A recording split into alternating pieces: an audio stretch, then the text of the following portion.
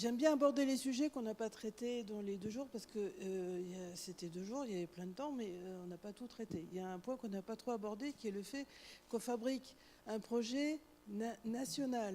On a beaucoup parlé de Marne-la-Vallée, mais il n'y a pas que Marne-la-Vallée, il y a tous les autres sites de l'ISTAR, évidemment, mais aussi le IVP est pas à Marne-la-Vallée, l'UPEM a des bouts qui sont pas à Marne-la-Vallée, une partie de Talbot est pas à Marne-la-Vallée. Je crois que les autres aussi, quand même. Par exemple, quand on parle de politique de campus, je vais partir de plus petit pour monter à plus grand. Quand on parle de politique de campus, on a bien parlé de Marne-la-Vallée. On a 150 hectares à Nantes. Ça vaut peut-être le coup de se demander comment les gens s'ensemble et comment on les redensifie, comment on attire du monde qui va venir travailler avec nous. Ça vaut peut-être le coup de regarder à Bron, où on doit avoir... je sais pas, une 50aine d'hectares partagés avec le CEREMA, ce qu'on peut faire ensemble. Donc on a d'autres endroits où on peut jouer. Et puis, pourquoi est-ce qu'on est assez content d'avoir directement une université nationale? C'est que les sujets qu'on va aborder ensemble sont tellement monstrueusement gros que quand on regarde nos concurrences internationales, par exemple les Chinois, les Indiens, voilà, des gens qui ont des petites villes dont on a vu beaucoup d'exposés dans les 2 jours qui viennent de s'écouler. Notre bonne taille, elle est européenne. Elle n'est pas marno-valienne. On est très très bien, mais bon. Et elle n'est pas vraiment totalement française non plus. Donc, comme nous avons des liens avec les IDEX-sites des autres sites où on a des endroits, où on a des établissements, on peut par ces liens, avoir peut-être une construction d'un réseau français plus rapide, avec aussi l'initiative de l'ICIT sur la fabrication d'un point d'information sur la ville qui raconte à tout le monde ce qu'on fait au niveau européen. Parce que l'Europe nous propose des tas de choses, mais il faut savoir lesquelles sur le sujet. Merci la dame qui nous donne tous les... Enfin, tout le monde ne te connaît pas, mais... Voilà, grâce à toi, on a des tas d'infos à partir du CLORA. Et sur cette base, on doit pouvoir construire un réseau, un genre d'université sans mur européenne qui nous permettra d'avoir la bonne taille et de ne pas passer par des tas de fusions et d'organisations qui seront monstrueuses. Donc ici, on a besoin de s'organiser mieux, mais le reste, il faudra qu'on le fasse sur une base nationale plus européenne. Et donc, on a aussi des marches qui sont déjà prêtes pour commencer à construire l'escalier. On a tous été confrontés depuis 2002 à une très très forte évolution due au ce qu'il est coutume d'appeler le choc de Shanghai. Et chacun des établissements a cherché, dans un contexte de mondialisation de l'enseignement supérieur, à apporter des réponses. Et ces réponses, chacun les amène soit à titre propre à son établissement, soit à titre collectif. Propre à chacun, parce que je pense que c'est important. On a tous nos spécificités, on a tous nos histoires, nos environnements, nos positionnements, ce que j'appellerais en quelques mots notre ADN par rapport à cette question, et cette question d'une concurrence internationale. Et si on tord notre ADN, si on s'en écarte, on est moins vrai, on est moins solide, et donc on n'y arrive pas. Et donc je pense que c'est important d'avoir ça en tête. La deuxième dimension, c'est que on n'est pas nécessairement tous impactés, touchés de la même façon. Et donc, je crois qu'il faut aussi avoir en tête, dans la réponse que l'on apporte, le rythme que chacun veut prendre en compte, de la même façon qu'on prend en compte cet ADN. Et je pense que c'est quelque chose que l'on doit prendre collectivement, puisque à partir du moment où on travaille ensemble, on a ensemble le respect du rythme de chacun et de ses valeurs.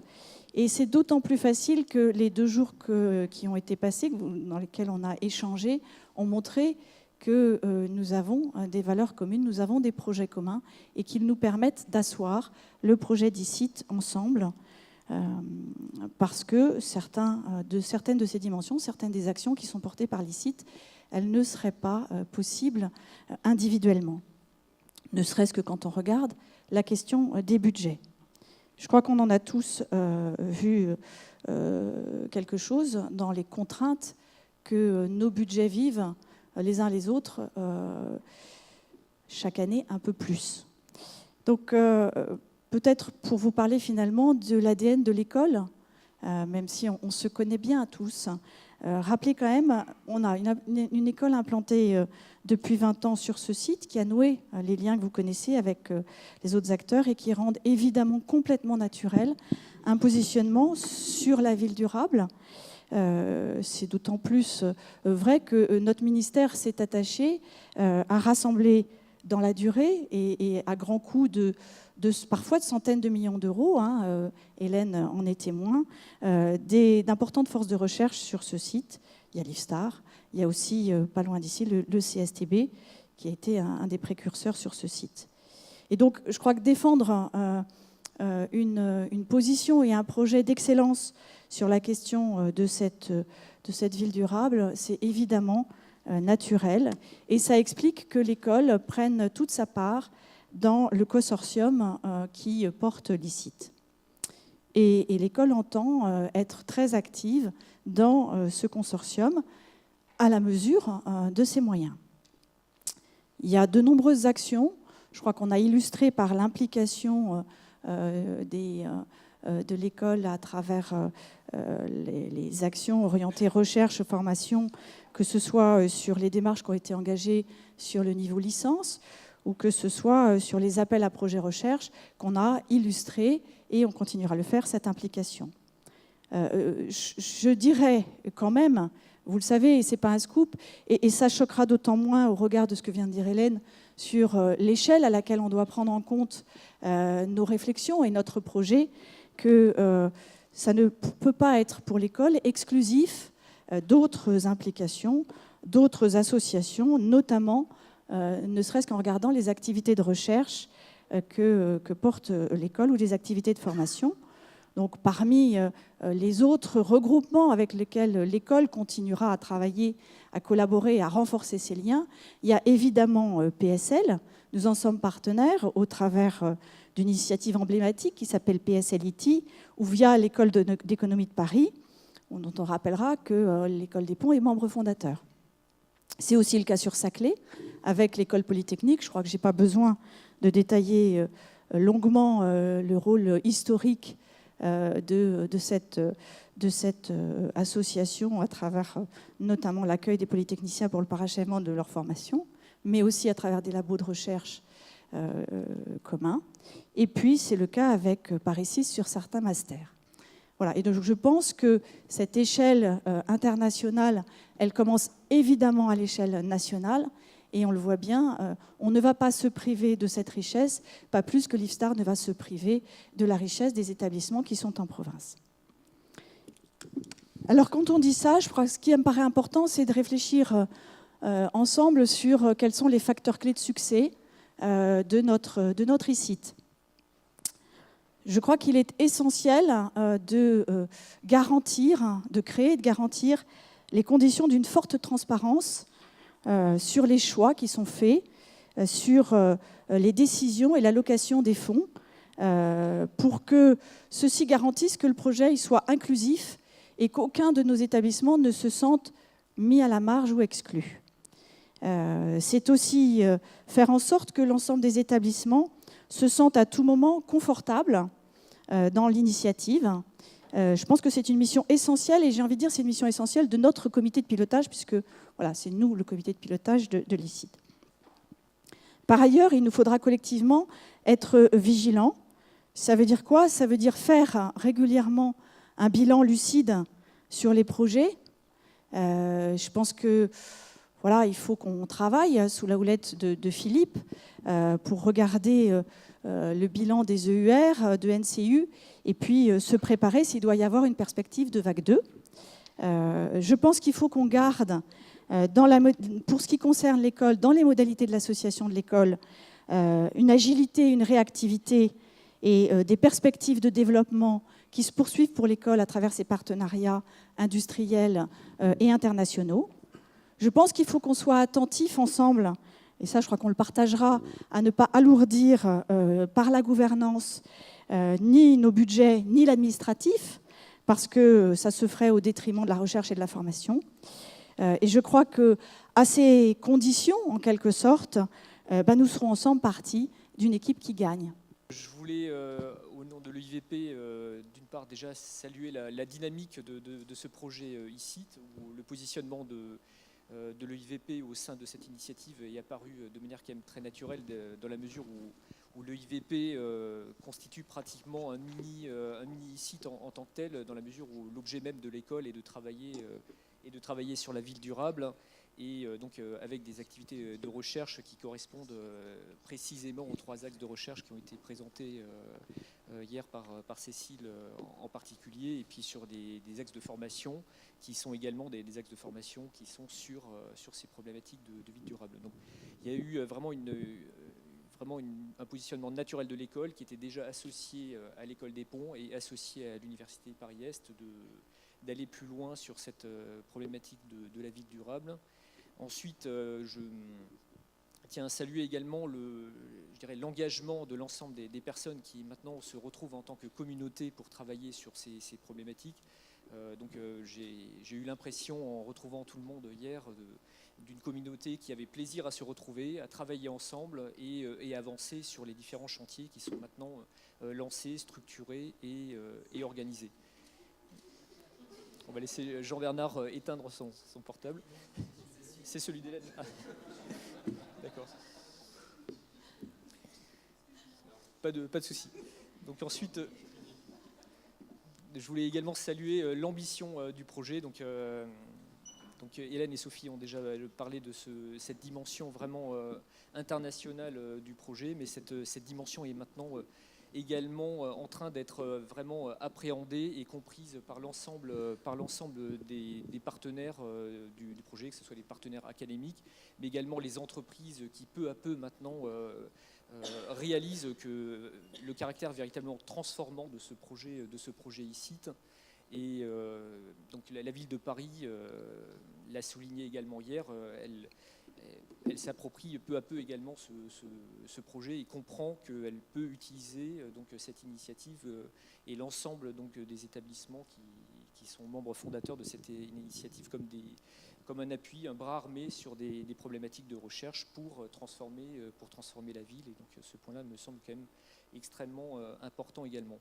Et le troisième point que je voulais souligner, c'est effectivement le caractère vraiment éminemment pluridisciplinaire de l'initiative qui est vraiment extrêmement important, en réunissant vraiment des compétences extrêmement diverses, donc en allant des sciences dures jusqu'à effectivement des aspects liés à la sociologie ou au SHS. Et donc ces éléments-là qui étaient déjà présents dans des dimensions assez modestes à l'EIVP, avec des formations et des cursus ingénieurs-architectes qui étaient mis en place, pourront trouver également une autre dimension encore au sein de l'initiative. Donc je trouve ces éléments extrêmement prometteurs pour les travaux qui vont s'engager. ESSIer Paris s'engage dans le projet futur, licite et vers l'université cible. Donc je vais donner un message au nom de Jean Mérès, qui en ce moment remet les diplômes à nos ingénieurs essiers. Donc la démarche qu'on a engagée ensemble en matière de recherche, de formation, de partenariat et de convergence institutionnelle nous paraît exemplaire. Donc elle est à relever et ESSIer Paris entend y contribuer pleinement et donner toute son énergie dans le sujet. Donc il s'agit d'un travail commun qui est mené dans les spécificités de chacun, c'est important, avec pragmatisme, et avec la volonté aussi d'inventer des formes nouvelles, des modes d'organisation nouveaux, en sortant des cadres. Et ça fera la réussite du projet futur. Donc c'est réunir de façon étroite des écoles, une université, un organisme de recherche. C'est quelque chose qui au niveau national était osé et qu'on espère réaliser. On va le faire. Au-delà de cet aspect national, on a entendu le côté international qui est important, mais il s'agit surtout finalement de nous dépasser pour atteindre de nouveaux objectifs, de nouveaux horizons qui seront largement ouverts à la créativité pour un développement qui doit être visible largement à l'international et qui porte une ambition forte, qui entraîne des attentes fortes et qui sauront nous pousser tous largement. Alors, ça va nous demander de l'agilité intellectuelle. Ça tombe bien, parce que ça maintient jeune, il paraît. Donc, on restera tous jeunes, ou on le redeviendra. Et donc, voilà, le projet auquel on veut se contribuer tous ensemble. Moi, je voulais d'abord dire à toutes et tous que je suis heureuse de pouvoir prendre la parole devant cette assemblée, devant mes collègues, pour clôturer donc ces 2 jours de séminaire Futur. Futur, c'est un projet donc scientifique ambitieux qui nous rassemble au-delà des clivages disciplinaires récents à l'échelle de l'histoire, comme a pu le rappeler Pierre Vels hier, ou des appartenances institutionnelles diverses qui ajoutent à la complexité du projet, mais rendent le défi encore plus grand et stimulant. Futur, normalement, doit nous permettre, dans les années à venir, d'approfondir le travail collaboratif qui existe déjà entre établissements du consortium, souvent à 2, et de construire l'avenir commun de notre site. Alors, je m'excuse un petit peu, Hélène, mais là, je focalise sur le site de Marne-la-Vallée. L'école d'architecture de Marne-la-Vallée s'est inscrite sans hésitation dans ce projet qui vise à penser la ville de demain. En effet, peut-être plus qu'une autre des écoles d'architecture qui sont présentes dans le cadre de la commu, UPE, en raison de nos orientations scientifiques qui posent la ville et les territoires comme cadre de réflexion, de notre localisation sur le campus Descartes, l'engagement de l'école allait de soi. Son projet pédagogique et scientifique postule l'effacement des cloisonnements entre les disciplines de l'architecture et de l'aménagement et la mise en avant d'une vision transversale de l'architecture en interaction avec l'urbanisme, le paysage et l'ingénierie, autant d'éléments fondateurs du projet Futur. Sans pour autant revenir à ce moment de l'histoire où l'architecte, l'ingénieur et l'urbaniste, qui n'existaient pas, étaient confondus car ce serait impossible bien sûr, il y a lieu de s'interroger sur la construction de nouveaux profils pour les professionnels de la ville en hybridant nos disciplines. Nous sommes au démarrage du projet, mais il me semble que la dynamique est bien enclenchée. Plusieurs enseignants de l'école, pour nous c'est une prouesse, ont répondu aux appels à projets recherche lancés récemment. Et je pense que les étudiants sont quant à eux très impatients de voir se mettre en place leur parlement et des services qui concourront à améliorer leurs conditions de travail et de vie. Quant à nous, de façon collégiale, nous attendons tous que le campus se transforme et devienne en temps réel et à échelle grandeur l'incarnation de ce que vise Futur, c'est-à-dire une ville sûre, économe en ressources et dotée de services qui font qu'il y fera bon vivre. Et je pense que c'est là notre rôle. Bien sûr, avec ces mots très optimistes, je sais que la route sera longue, mais la confiance, j'espère, qui règne entre nous, nous permettra de surmonter les difficultés que nous allons rencontrer, parce que c'est inévitable. L'essentiel est de maintenir le cap. Je vais dire quelques mots. Déjà, je vais m'excuser parce que moi, j'arrive un peu à la fin, donc j'ai vu quelques conclusions, mais je n'ai pas pu assister à l'introduction en particulier, et donc je regrette, mais j'ai eu en l'occurrence énormément de retours très positifs sur ces 2 journées. Donc voilà, je voulais remercier les organisateurs et m'excuser de mon absence dans les premiers jours. Je voulais juste te dire quelques mots par rapport. Alors il y a beaucoup de choses qui ont déjà été évoquées. Donc d'abord, voilà, ces Future Days, c'est l'illustration quand même d'un travail qui a été commencé depuis de nombreuses années. Les partenariats qui existent entre nos établissements, que ce soit en formation, en recherche ou dans tout autre domaine, voilà, c'est des choses qui sont anciennes. On a parlé de confiance, donc on a réussi à créer de la confiance entre nos établissements. J'irais même plus, et j'espère que ça s'est vu, il y a une certaine connivence, on va dire, entre les différents acteurs qui voilà, font espérer pour l'avenir que voilà, cette connivence et cette confiance puissent nous permettre d'aller très loin. Alors pendant ces Future Days, là, je ne sais pas comment, les jours du futur, il y a un certain nombre de choses qui ont été évoquées qui sont au cœur de la labellisation ITSIT. Effectivement, il y a des projets de recherche, des projets de formation, la dimension internationale qui est évoquée, toute la dimension vie de campus, même si elle se concentre un petit peu sur le campus de Marne-la-Vallée, mais c'est vrai que c'est tous des sujets qui ont été portés pendant ces 2 jours et qui sont très importants et que le projet ici doit nous permettre de renforcer ensemble. Mais pour l'université en particulier, le gros sujet quand même, hein, c'est voilà, toutes ces dimensions-là, bien sûr, qui sont en appui voilà, de nos activités, mais c'est quand même la construction de cette future université cible qui est censée regrouper 6 d'entre nous et qui est vraiment, comme ça a été dit tout à l'heure, un petit ovni dans le paysage français de l'enseignement supérieur et de la recherche. Et bon, faire un ovni, c'est sympa. On aime bien faire des choses un peu marrantes, un peu différentes, chacun d'entre nous, mais l'objectif, c'est pas de faire ça, c'est surtout de porter l'ambition de ce projet futur dans l'avenir et le faire voilà, de façon cohérente et la plus puissante possible dans le paysage français et international. Alors, pour moi, les enjeux de cette future université cible, alors tout d'abord, et ça a été déjà évoqué, c'est la question de la pluridisciplinarité. On a la chance d'avoir sur ce site et parmi les acteurs de cette université cible des établissements très complémentaires. Et l'objectif est bien sûr d'être fort dans nos disciplines parce que on ne veut pas lâcher des bouts. Hein, on veut voilà, être fort dans nos disciplines, mais aussi pouvoir, grâce à ce regroupement, faire plus d'interdisciplinarité et porter cette interdisciplinarité au nom des objectifs du projet ICIT et voilà, pouvoir imaginer pour l'avenir une ville pour les hommes voilà, et les femmes. Alors bon, voilà, les humains. Alors il faut dire les humains. J'ai hésité quand j'ai dit une ville pour les hommes, mais c'était pour reprendre les mots du directeur de l'AMS qu'il a dit en anglais, mais c'est assez difficile en français de mettre un seul mot. Donc le premier point, voilà, pluridisciplinarité et interdisciplinarité au cœur du projet, et je pense qu'on a encore du chemin à faire.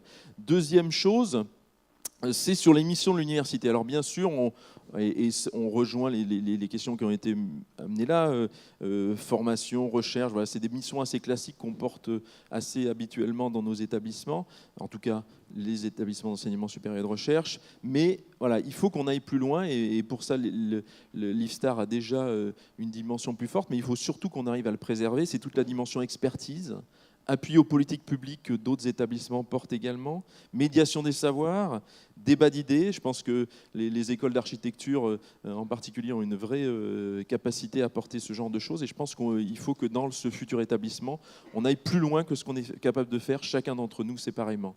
Enfin, je ne voudrais pas oublier la dimension formation sur laquelle il y a des efforts à faire.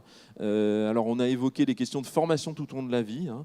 Vraiment, là, il y a des gros enjeux pour l'avenir et je pense que l'université cible devra être en mesure de porter cette dimension-là, mais aussi la réussite d'un public plus large tout en étant exigeant. Je pense que l'Université de Marne-la-Vallée a montré qu'elle était capable d'être en avance sur ces questions-là. On a une nouvelle loi qui devrait se mettre en place. Je pense qu'on a tous les ingrédients pour arriver à construire quelque chose qui nous permet de faire réussir un maximum tout en exigeant le meilleur pour nos étudiants. Et puis enfin, je pense qu'on peut inventer dans ce nouvel établissement une nouvelle manière de travailler avec les étudiants. Et je pense que le Parlement étudiant qui a été inventé, que tu as évoqué, Amina, tout à l'heure, je pense que c'est aussi quelque chose sur lequel il faut qu'on avance pour que les étudiants deviennent vraiment acteurs de cette université.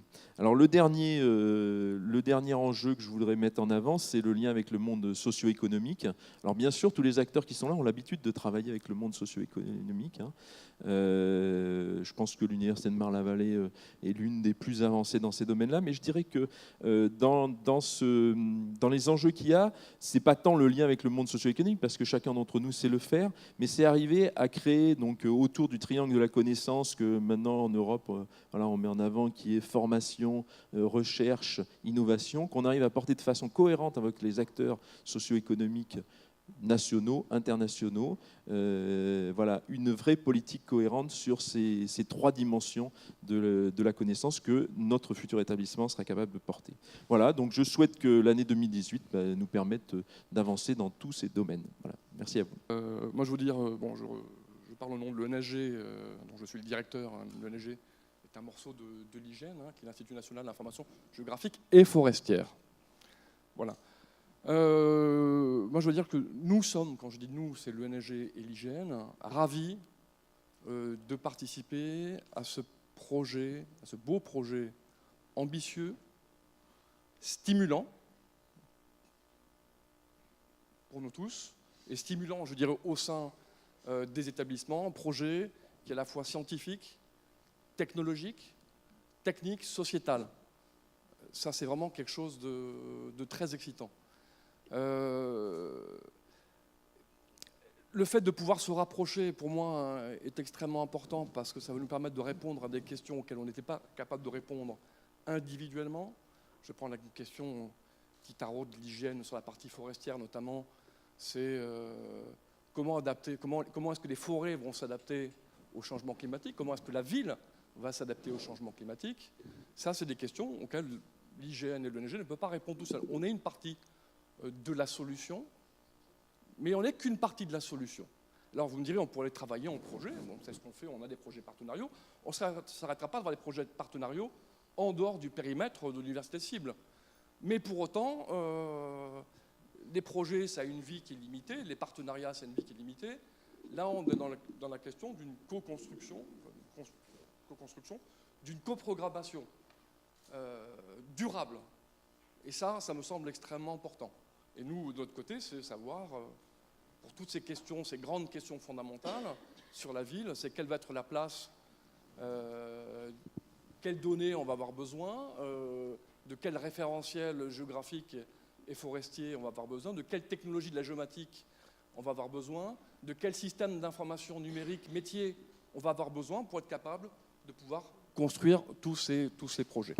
Alors, je suis très heureux de pouvoir faire ça, hein, parce que quand je suis arrivé à l'Envie la première fois, je dis j'aimerais qu'on fasse de la coprogrammation. Et on m'a dit c'est quoi? C'est quasiment un gros mot. Voilà, donc là on va pouvoir passer du stade de projet, un petit peu désordonné, je dirais, avec une forme d'ordre, à quelque chose de beaucoup plus programmé. Et ça me semble extrêmement intéressant. Bon, il y a d'autres raisons aussi, hors la question scientifique pour nous. Nous, vous l'avez vu, on est un petit établissement, j'interviens en dernier. On est un petit établissement avec les contraintes que sont celles des établissements publics aujourd'hui. Donc notamment pour un petit établissement comme le mien, c'est difficile aujourd'hui de fonctionner parce qu'il y a tout un tas de fonctions à l'intérieur qui sont fragiles parce qu'on n'a pas la possibilité d'avoir une duplication du personnel, etc., etc. Vous m'aurez compris. Donc là, la question aussi de se rapprocher, c'est de pouvoir partager certaines fonctions pour pouvoir se concentrer, pour reconcentrer une bonne partie de notre activité sur notre cœur de métier, que sont la recherche et la formation. Donc voilà, c'est pour nous, clairement, c'est le futur de ce site-ci, je dirais. Il faut voir qu'on est passé du stade du presse, on est passé à la commune. Pour moi, c'est clairement une évolution logique de ce site-ci. Je pense que c'est le futur qui nous le dira, mais je suis assez persuadé qu'on sera capable d'écrire cette page d'histoire. Voilà. Très bien. On peut remercier Nicolas.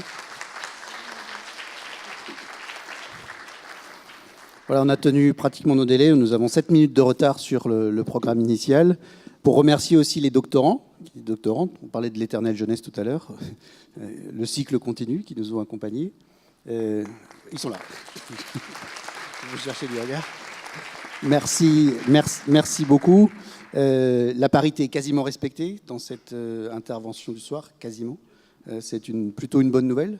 Est-ce qu'on pourrait faire une petite photo ensemble avec le président Tchamichian pour terminer la journée, si vous en êtes d'accord?